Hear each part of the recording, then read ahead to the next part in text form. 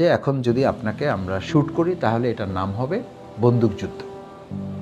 আর যদি আপনাকে ছাদ থেকে ফেলে দেই তাহলে হবে আপনি পালাতে গিয়ে ঝাঁপ দিয়ে মারা গেছেন।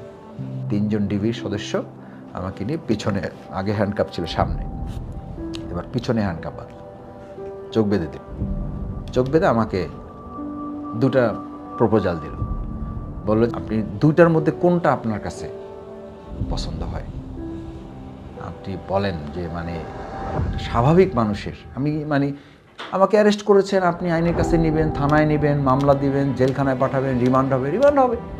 আপনি আগেই আমাকে মেরে ফেলার ডিসিশন নিচ্ছেন কী করে? এটা একদম প্রথম যেদিন গ্রেপ্তার করলো ৯ আগস্ট, সেই রাতে আমাকে ৩টার সময় ওই বিল্ডিংয়ের ছাদে উঠিয়ে তাদের প্রস্তাব হলো যে আপনি যদি এখন লাফ দিয়ে পড়েন তাহলে হবে আপনি পালাতে গিয়ে মারা গেছেন, আর যদি আপনাকে এখন শ্যুট করি তাহলে আপনাকে আমরা মানে কি বলে যে বন্দুকযুদ্ধ বলে আমরা এটাকে মারতে হবে।